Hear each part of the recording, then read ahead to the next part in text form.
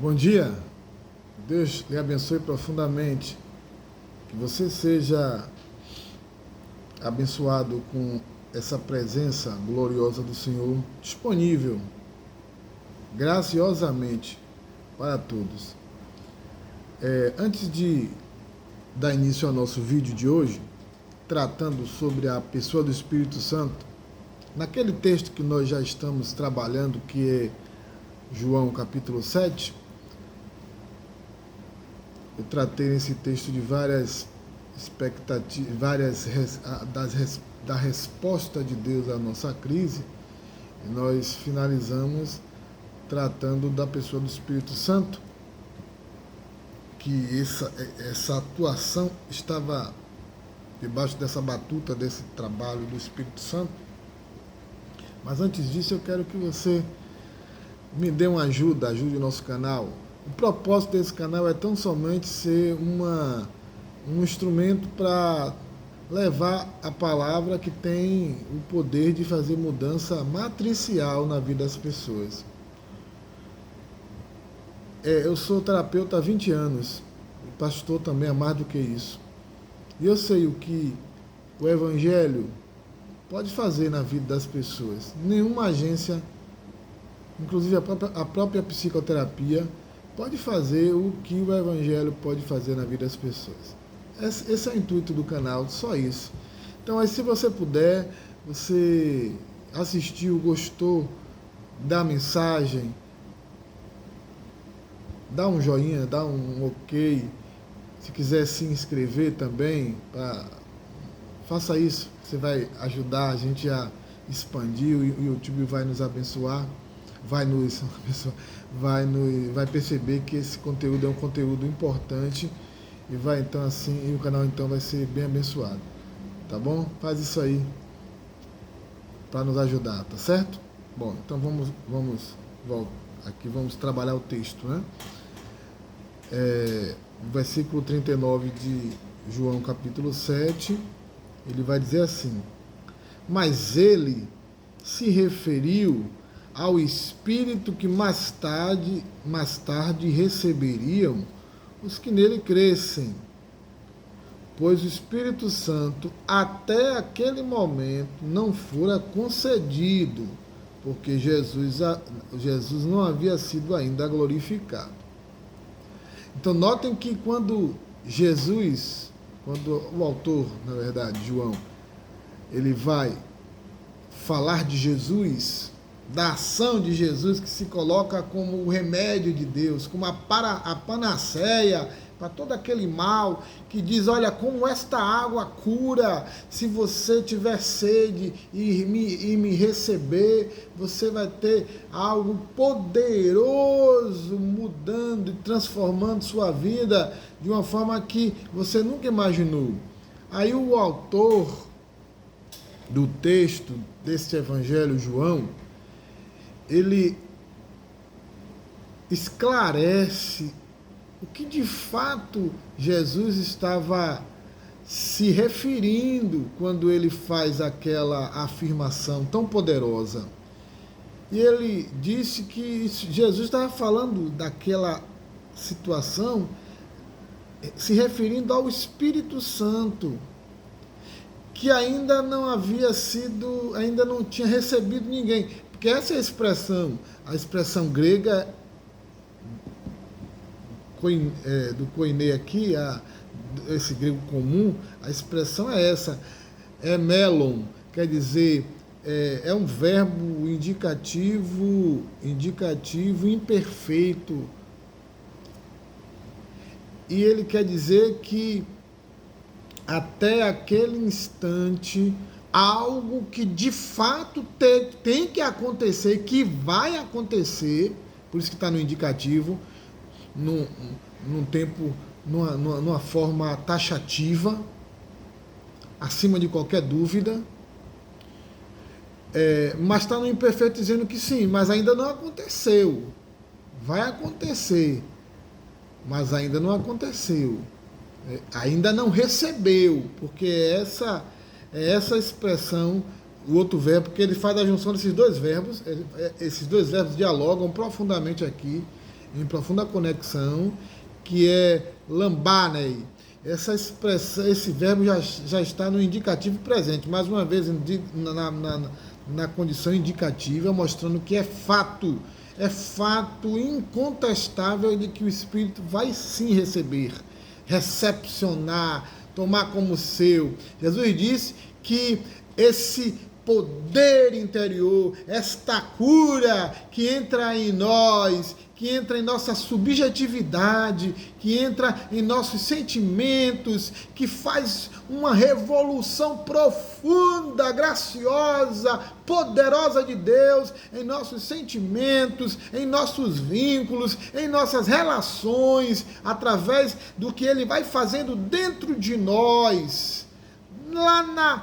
Como eu já disse nas mensagens anteriores, lá no âmago daquilo que nos apresenta como sujeitos, como pessoas, na essência da nossa essência e existência, ele efetivamente, esse trabalho profundo que o Espírito faz, é parte dessa recepção que Jesus Cristo glorificado, nosso Messias, deixaria para nós como sua dádiva, como seu presente, e não é sem motivo que esse Espírito divino e pessoal, glorioso, que faz hoje, que executa, o executor desse plano profundo, poderoso, transformador, resposta divina para as nossas crises da redenção, esse Espírito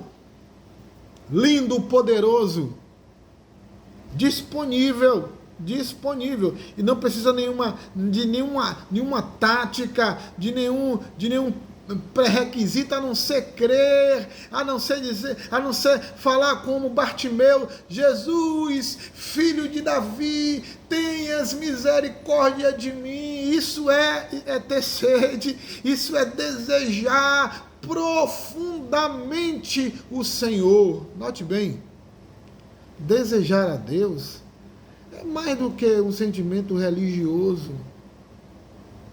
Desejar a Deus é ansiar pelo eterno, pelo sublime, por uma relação pessoal, verdadeira, significativa com o Senhor. Os templos estão abarrotados de pessoas que estão vivendo, na verdade, mais uma religião. A gente pula de uma religião para outra. A gente entra e começa a experimentar apenas as estruturas religiosas da igreja. Eu digo isso por experiência própria. Eu agradeço a Deus que a experiência e a visão que eu tenho de Deus hoje é diferente, graças a Deus. Deus é uma pessoa. Ser salvo é ser salvo numa dimensão que às vezes a gente não entende. Não é só passar pelos ritos coreógrafos da igreja, não é passar por esses rituais, esses introdutórios, que tem sim seu valor quando de fato é fruto de compromisso de fé e de consciência. Sim, claro, é evidente. Até porque eles têm um significado espiritual importantíssimo quando são feitos assim, como compromisso de consciência e de pessoalidade e de conexão profunda com Jesus Cristo, com a Trindade em sua relação econômica, salvadora e transformadora nas nossas vidas. Então, evidentemente que é nesse sentido, sim. Mas quando a gente entende apenas como uma ritualidade, é o que é uma ritualidade e faz parte de todo esse processo religioso que cria atalhos e, de fato, ao invés de nos aproximar, nos distancia de Deus. E é por isso que a gente vê tanta gente que está na igreja e que se tornam pessoas piores. O Evangelho vem para que haja um rio que flui de nós, um rio de água viva, que transforma profundamente o nosso ser, que lida com as nossas esquisitices, com as nossas sombras dentro de nós, com as nossas ambiguidades mais profundas. Só Jesus, só Deus pode lidar com as ambiguidades mais profundas do nosso ser. Só Ele pode fazer isso. Ser salvo é ser salvo de nós mesmos, é ser salvo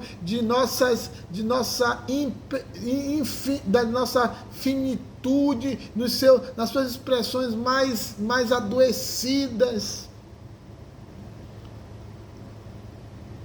O Espírito veio para nos receber.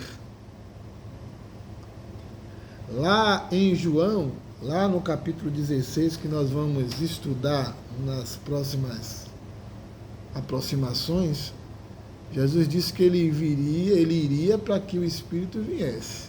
E ele veio para fazer essa coisa bonita, poderosa, que começou lá em Pentecostes e que acontece o tempo todo e pode acontecer hoje na sua vida. Deus lhe abençoe profundamente e que você tenha uma relação pessoal com Jesus. Se você não teve ainda, se sua relação é puramente religiosa, se ainda não tem um plus de Deus dentro de você, se você ainda não tem aquela relação pessoal com o Senhor que lhe faz ter uma relação de pessoa com Ele e que de fato resolve todas as suas situações mais profundas que você sabe que existem. Talvez ninguém saiba, mas você sabe que existe. Se isso ainda não aconteceu, eu lhe convido que aconteça agora. Se coloca agora, você pode estar onde você estiver, mesmo que você esteja dirigindo, em qualquer lugar, você pode agora se conectar ao Senhor, porque isso é interior e pessoal. E orar comigo agora, assim: Deus, Tu és uma pessoa poderosa, e Tu nos destes o Teu Espírito, doce Espírito, lindo Espírito, poderoso Espírito. Diante dele nos colocamos totalmente dependentes dessa atuação poderosa. Age em nós, Senhor, transformando para a Tua glória as nossas vidas e a vida desse que está ouvindo agora. Entra em sua vida,